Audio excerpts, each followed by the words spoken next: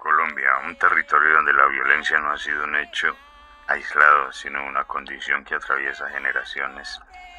Durante décadas, la muerte ha dejado marcas que no siempre aparecen en los archivos oficiales, pero que persisten en las historias contadas en voz baja, en los recuerdos heredados y en los nombres que se repiten para no desaparecer. Aquí se busca revelar a partir de relatos y memorias transmitidas de generación en generación historias que han funcionado como archivos vivos. Buscamos la recuperación de una memoria fragmentada y la reaparición de nombres que fueron borrados o silenciados.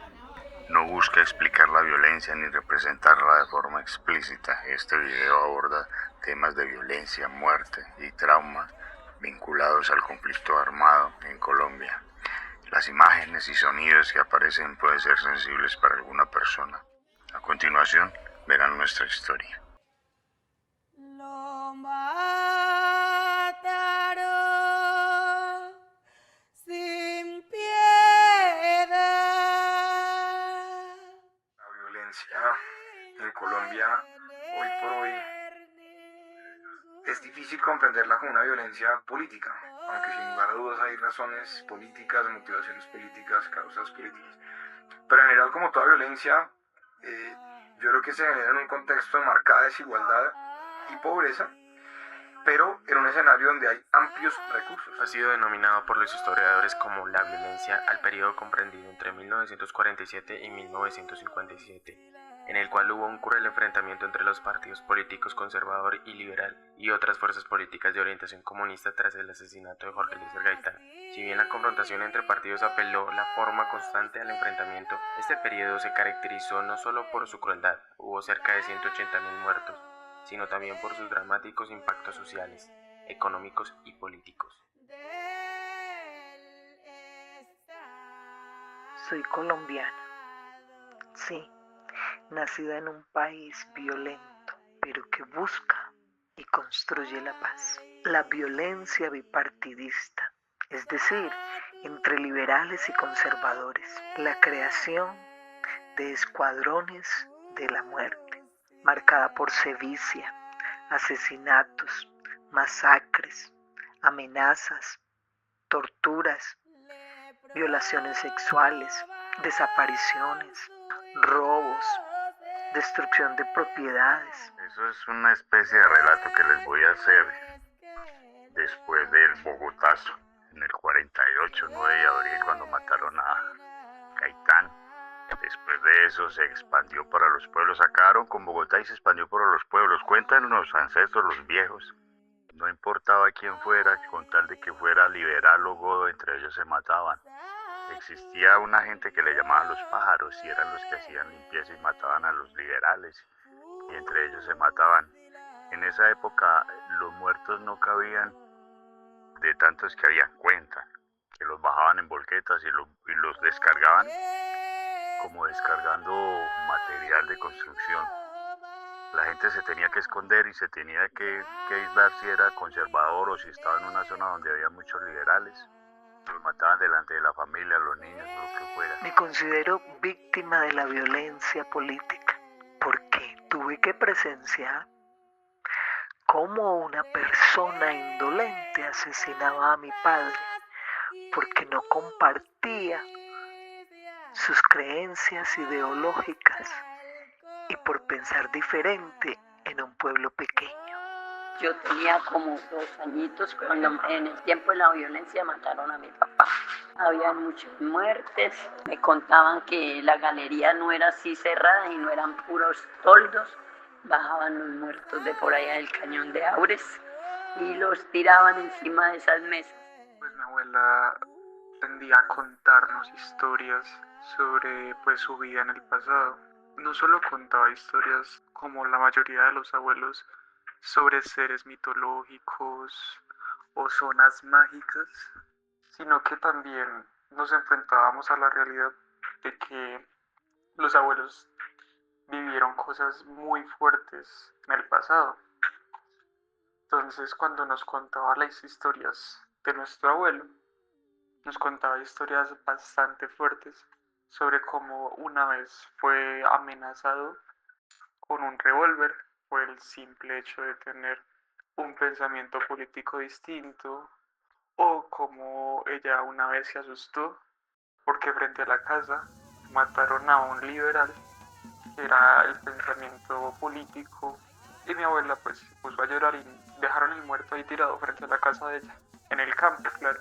Pero ese era el día a día para las personas del campo en su momento. Digamos que a mí ya me tocó otro tipo de violencia, que no era tanto por la violencia política, sino más por la violencia ya urbana, la violencia que se daba como en la ciudad. Entonces pasamos de un ciclo de violencia desde 1900 y evoluciona a otro ciclo de violencia en 1950 y luego a otro ciclo de violencia en los 70, luego en los 80, 90, 2000, hasta el día de hoy. Entre mitos y creencias, rindiéndole tributo y gratitud a las almas del purgatorio, que seguían en pena, dicen las leyendas, por haber cometido errores, actos indebidos o por haber sido víctima de la violencia. Ánimas benditas del purgatorio, quien las pudiera ayudar, que Dios las saque de pena y las lleve a descansar. Mi mamá oraba mucho por ella, les pedía mucho por ella. Nos contaba que si uno le preguntaba, uno le prometía, ella le ayudaban a uno les pedía algo y si uno no cumplía lo que uno les ofrecía, lo asustaban a uno.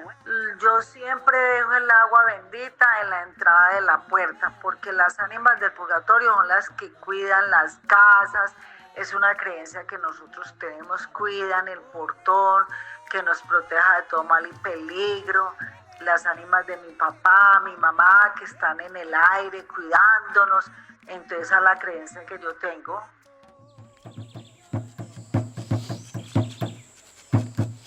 Ha sido una de las épocas más dolorosas que ha existido en Colombia, digamos. Que se aprenda la lección de que eso no debe suceder otra vez ni aquí ni en ninguna parte. Él me dice, miércoles, me ha contestado mi hermano que también lo quitaron la vida. Comadre, ese es el ejército.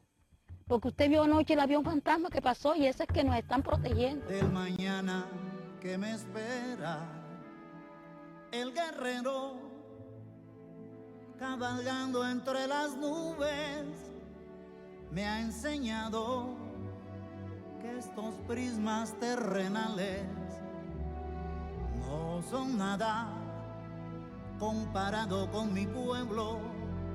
Porque este es un día que fue dado por la ley 1448 del 2011. La ley 1448 es una ley en el marco de justicia transicional, es decir, es una de estas leyes que está enmarcada en que nosotros debemos hacer una transición del conflicto a la paz y lo que buscan es facilitar ese tránsito y construir ese camino de una forma fuerte. Y seguimos y nos encontramos al hijo y el esposo y el otro muchacho tendidos en el suelo sin cabezas.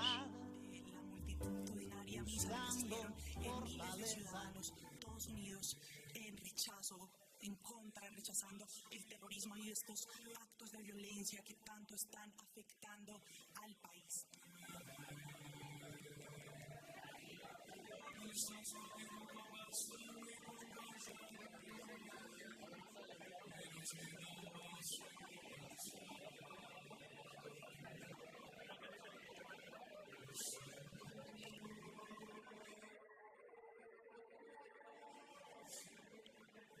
Masacres. Familiares y amigos despidieron entre lágrimas a las víctimas asesinadas en el municipio de El Tambo el 21 de agosto. En otro funeral simbólico realizado un día antes en Medellín, que recordó esta masacre, se abogó porque los crímenes no queden en la impunidad. En la que estas prendas fueron decoradas con paisajes y pintadas con distintas frases a modo de protesta que incluían el número 6402, en alusión a la cifra de víctimas de falsos positivos identificadas por la Jurisdicción Especial para la Paz entre 2002 y 2008, el periodo con más casos.